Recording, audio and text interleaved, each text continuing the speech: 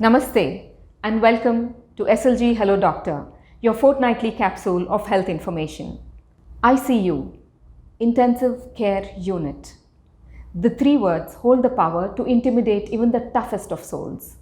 It is the one area in the hospital we would all give anything to stay away from. The machines, the monitors, the tubes, the beeps, they can all get quite disconcerting. But is it not the place that actually the heart of the hospital, the one place that supports life in every way?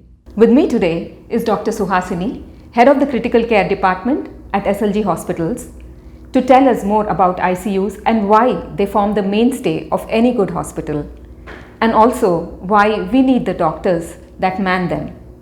Welcome, Dr. Suhasini, to SLG Hello Doctor.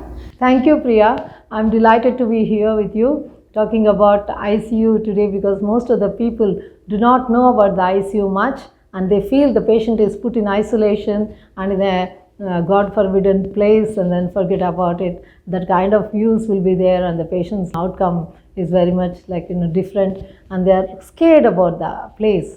So we have to clarify certain things for the patients to be comfortable in the ICU. Yes, doctor, like you said, yes, most of us have misgivings about being in the ICU, whether for ourselves, whether for our loved ones. So let us start right there. Why a good hospital needs a good ICU? Definitely, ICU is supposed to be the heart of the institute, wherein all the sick patients, their sickness may be due to various disease processes, or sometimes they need to be monitored intensely, where minute to minute monitoring is very much required for them, for the disease to be progressing, or helping them time to time again and then monitoring them very closely. We need to put in a place where the patients are being monitored by experts and continuously cared for. For the best of the outcomes, putting the patients at the right time in the ICU is very much important. Most of the times it is said that night in ICU is better than life in grave. Okay, doctor. And we've heard that intensivists are closely connected with ICU. So can you elaborate on who is an intensivist and what is an intensivist supposed to do?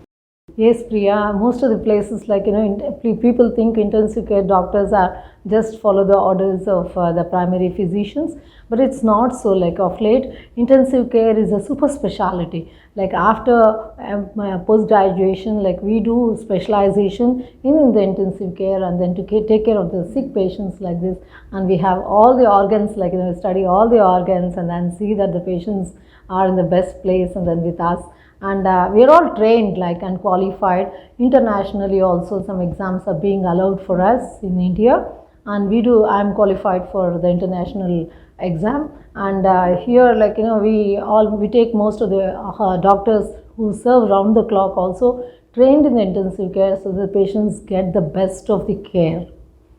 That's very reassuring to hear, doctor, that you all know about everything. Yeah, we do all the procedures and then all the procedures including putting lines and then monitoring and putting on life support like ECMO, and then patients put on dialysis support. All these are we are used to it, so we take care of the patients on them too, on ventilators especially, and then all the life supporting measures, all the cardiac support, the neuro support, and every support is being provided by us. So an intensivist is supposed to know all these things? Yes, definitely. A comprehensive care is very much important for the patient's outcomes.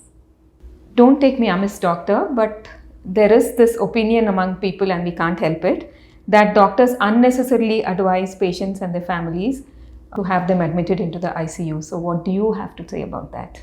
We do have criteria for admission to the ICU and discharge from the ICU. So all of us, the admitting unit as well as the critical care unit, will discuss the need for the admission to the ICU and then decide whether the patient should come to the ICU at all.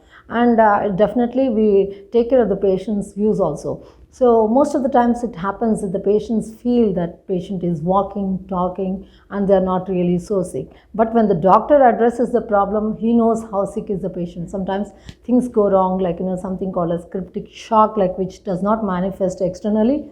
And sometimes the patient goes down and suddenly they slump. Such kind of patients, for close observation, they come to the ICU. So doctor, another general feeling is that when a person is put on a mechanical ventilator, he or she may not come back. So doctor, I want to know, when does a physician or a doctor take this all critical decision of putting the patient on a mechanical ventilator? And I also want to add that lots of people think this is a money-making move by the hospital. I know it is not true, but can you elaborate on that for most of us? Yes, definitely, because it's a common feeling people do have, like, just putting on ventilators for the heck of it. It is never, because only if the patient who doesn't breathe, or he requires support for breathing, patient who is under sedation, for they continuously have seizures, and such patients need to be given sedation, where they cannot breathe for themselves because of the intense sedation. Such kind of people, or when the organ system is so badly damaged that oxygen needs to be diverted to the heart and the brain, which is needed. So instead of stealing oxygen from the vital organs, it goes to the right place. So for all these things, ventilation, mechanical ventilation is instituted. There are definite guidelines for the patients to be put on ventilator, and definitely we have guidelines for weaning from ventilator too. So never patient will be put on mechanical ventilation unnecessarily. As much as possible, we do think we just initially try oxygen support, and we try something called as non-invasive support, where a tight mask is being put on the face, and then the patient starts to breathe. If the patient is not awake, or the patient is totally uptended, or the patient is not able to protect the airway, then in such kind of patients we put in a tube and then connect them to a machine, bigger machine. So it institutes mechanical ventilation. So it's never unnecessary event, because it's really cumbersome to put a patient on ventilator and maintain the patient on ventilator, and to prevent infections on the ventilator also is very, very important aspect of care. I've heard from a friend actually that her sister was shifted into the ICU after just one episode of unconsciousness. So they're wondering why that happened, why it should have been so. It's really must for them to be watched all the day long closely, so that they don't land up in problems. And suppose if the patient comes with seizure, one episode of seizure, and it's likely that the patient can develop it later subsequently also, and at least a 24-hour to 48-hour watch until the medicines work. So we are supposed to watch them. So in the intensive care unit, with the sick patients, anything can go wrong anytime. So they'll be looking sudden well, and suddenly they slump. So at that time, they are in a place where they can be helped. It is ideal. So such patients are definitely put in intensive care for watching them intensely and closely, so that they'll be in a safer, subsequent safe outcome. It's time for a short break now in SLG Hello Doctor. Presenting SLG Hospitals, the next level medical destination. Envisioned by Sri Dandu Shivaramaraju and family. Powered by cutting-edge technology and compassionate care, this 999-bed tertiary care facility adopts the latest medical practices followed worldwide. Built as per JCI guidelines and NABH quality standards, SLG Hospitals offers a wide range of solutions for all simple to complex conditions in all specialties of medicine. SLG has been able to attract the best of medical talent due to its vision, sheer scale and scope. With matchless experience and expertise, they are SLG Hospital's biggest strength. The team is ably supported by advanced technologies, infrastructure and protocols to deliver finest outcomes for patients.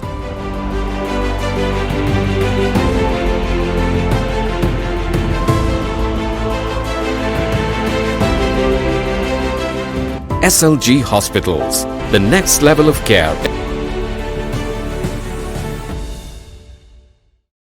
Welcome back to SLG Hello Doctor. So doctor, you must be seeing a lot of comatose patients in the ICU. Can the outcome be predicted at all? Yeah, it's very difficult to say. Most of the times the coma is due to so many reasons. If it is due to some drug related problems, or some hypoglycemia, or some problems which are reversible, we can definitely come out and the patient will come out in a day or two.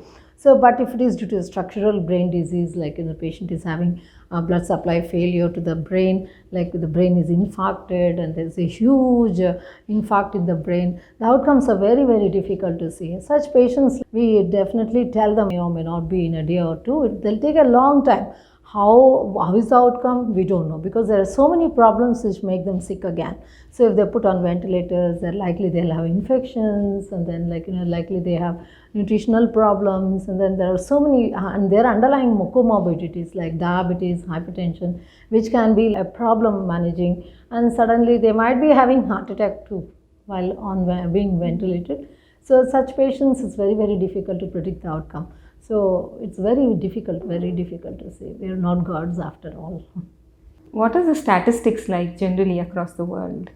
So the mortalities in the ICU usually are around 30% internationally, and this is more in the septic shock patients and the patients who have renal failure per se. So they have like high mortality.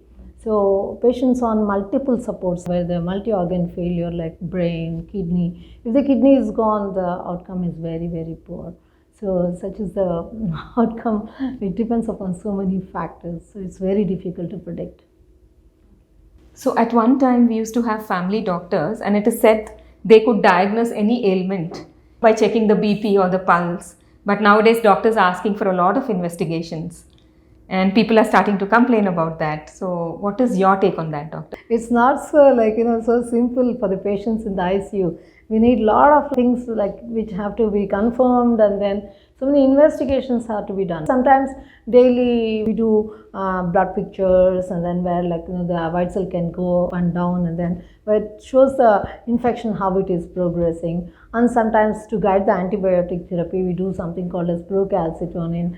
And most of the time, like renal failure parameters, creatinine has to be monitored intently. And the electrolytes are very, very important. Sodium, which we think is very, very subtle, it's commonly found in the body fluids, and then so that is altered. If it goes up and down, it will be brain which is affected. So the patient can go comatose, he can have seizures, and it sometimes so happens that even subtle phosphate deficiency, we don't monitor often, but in an ICU patient, we need to monitor phosphates, where phosphate deficiency or magnesium deficiency, calcium deficiencies, all can manifest in some vague diseases, vague symptoms, the seizure disorders, or they go, the muscles weak, and we will not be able to take them off the ventilator. So for all these reasons, we tend to do tests to find out what's happening to the patient. There are a lot of fluid shifts which happen, and the electrolytes which are lost in the body fluids. And to monitor all this, we need to do a lot of investigations. Most of the times we try and see to cut down on the investigations, and we do try to do the bare minimum. But it happens that the patient is sick, who is liver failure. We have to daily monitor his liver functions. So liver functions the coagulation parameters get altered. If you don't treat the coagulopathy, you can bleed elsewhere.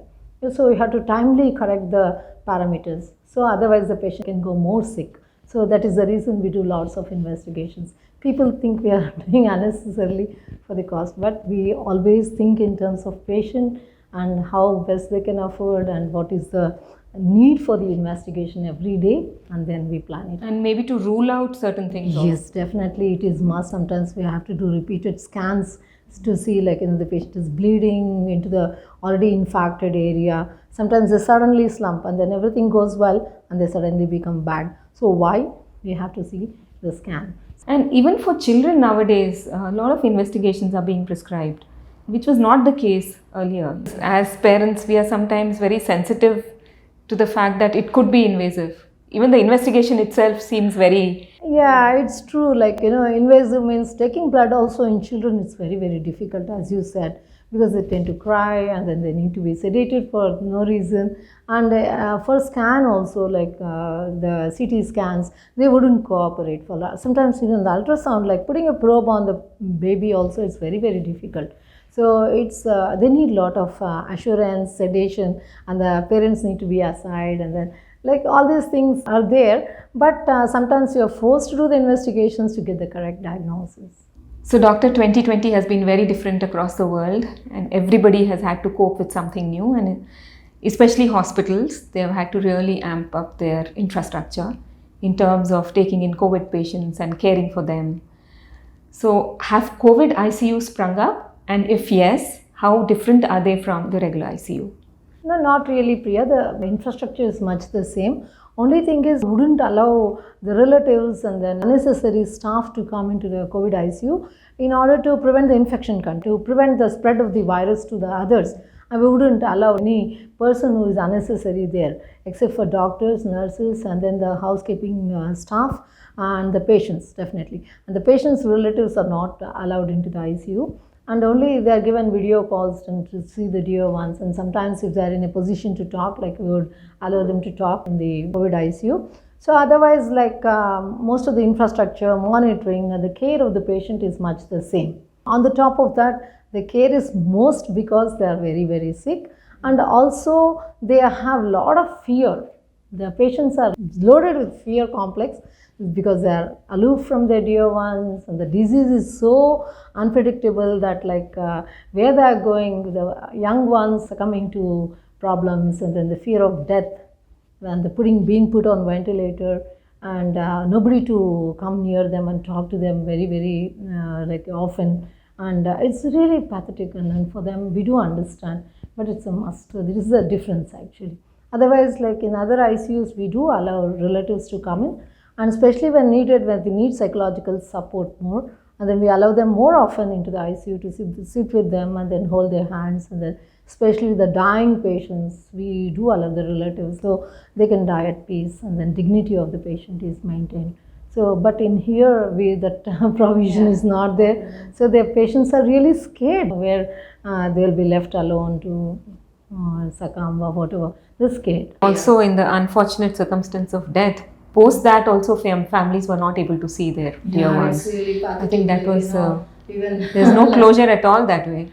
Yeah, it's true. Like because we're handing over to the police, and then subsequently they take the body to the burial, and then it's really pathetic, but we are like forced to do all that, like to prevent infections. So spread of infections is a real dreading pandemic we have gone through. Hope it comes to an end soon. So we're just waiting for that. What does it look like now, doctor? Now the numbers have come down definitely, and but of late, like there are reports from Bengaluru and Mumbai, the numbers are going up again because of again people are a little bit should be careful not to go into the crowd and take care of wearing a mask and all that. I've seen like a lot of people are stopped wearing masks, and they're just going without anything protection. So we have to avoid gatherings and wear masks and see that spread of infection. Despite being vaccinated, we can get infection. So we have to be very, very careful to avoid the problems. What are the post-COVID problems that the patients are approaching you with, doctor? Yeah, Priya, like post-COVID problems are plenty. Actually, they go into something called as stress disorder. And like the fear of coming back to the hospital, they wouldn't, even if they're very sick, they're scared to come back to the hospital. And another thing, because the sequelae left on the lungs, like lung fibrosis. Most of them, we had few patients coming into the non-COVID ICU with lung fibrosis, where they can't maintain their oxygen levels in the blood, and they need some respiratory support. And such patients, we don't know, sometimes it's very difficult with the lung fibrosis to wean them off the ventilator and to put them on small non-invasive ventilation. And few of them we discharged home with non-invasive ventilation, and few with oxygen. But I don't know in the long term how they're going to progress, because the lungs are really bad, and then they're stiff. And without oxygen, I don't think they can maintain. At least the elderly patients can definitely succumb, and the younger ones may or may not maintain. So it's very, very difficult. And then the post-COVID lung fibrosis and the infections, which are very, very plenty, and weird infections which are not normally heard of, the cytomegalovirus in a non-immune compromised patients. That means patients like you and me who don't have any immunological disorder. So such patients, if they come in and then they succumb to COVID and then recover from COVID, and subsequently these things will flare up, and then they can succumb to their secondary infections. These are the problems. And in the third week, we feel like everything is okay, everything is settled, and then the patient comes back. We've seen a lot of patients getting heart attacks and dying, and getting strokes after recovery. So these are the problems we do face even now. So it's very, very difficult, and then it's not the end of the story. We are still like just sailing there. The lungs are the mainly affected. Lungs affected, brain, like, strokes are there, and we have heart attacks coming up, and infections, super infections. Sometimes the innate tuberculosis, which lies latent, sometime in childhood it should have been affected us, but once your immunity is compromised, then there'll be a flare of the underlying infection. So such TBs and all can manifest like in an immune compromised state. So all this should be thought about and then cared for the post-COVID patients. So it's really, really difficult. And then the post-COVID, it's when a sick post-COVID patient, you have to be like crossing fingers and saying that, is it all over? No, it may not be. How long? We don't know. Sometimes until 6 months we cannot say anything. That's scary. Really That's really worrisome, yes. So doctor, with all the misapprehensions that patients and their families approach you with in the ICU, so what do doctors like you have to face day in and day out? It's really a challenge to work in the ICU because most of the patients are sick and the outcomes are really unpredictable. And the relatives, some people who often accept, like after telling and counseling them, we do counsel them every morning and even whenever the patient becomes sick, like we tend to call them and then tell them how the patient is doing, and then despite all that, things can go wrong. So at that time they can bounce back to us and then they can create problems for us. That's one aspect. And another aspect is the stress, the maximum amount of stress we go through. So we too are, after all, human beings. We live in if the patient is really bad, like we too feel for the patient, especially if the patient is in the ICU for quite some time, we do get attached to them. And then we feel if they succumb, we feel very bad for that day. And of course, like, we feel very good, like when they really come out very well after a sick event. And those are all things. And our families, we should be very, very thankful to them, like because they allow us to work in the areas like where the most sick people are there, and they're also worried about carrying infections to home. Despite taking all the care, like families do get affected, but still we see that they don't get affected. And definitely it's a most stressful area, especially in the COVID area. COVID ICUs, like we have to wear the attire, which is very, very, very difficult. And sometimes we can't breathe properly, especially the N95 masks and the masks, like which respirators. They are heavy on the nose, and even the doctors get cuts on the nose with the mask.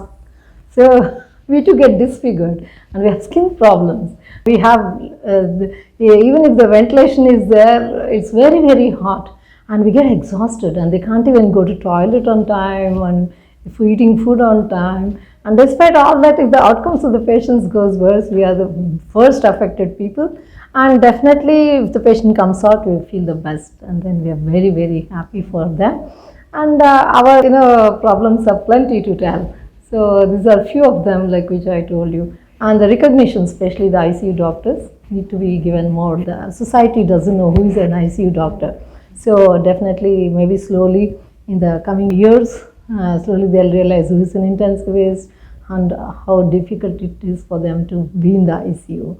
It's really nice. Thank you, Dr. Suhasini. Thank you so much for taking us through what it means to head an ICU, to be in an ICU day in and day out. The yeoman service that you are all doing is immeasurable and priceless. Thank you very much, Priya, for talking to me about the ICUs and to remove some of the myths like they have, so that they can happily stay in the ICU, get the best of the care, the best of the outcomes. Thank you very much. If you have any questions for Dr. Suhasini, please leave them in the chat box.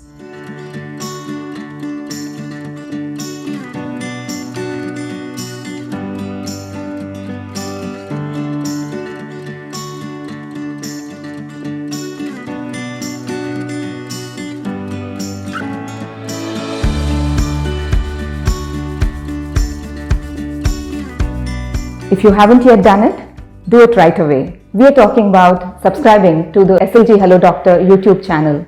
And also don't forget to hit the bell icon to be notified from time to time about these very interesting episodes.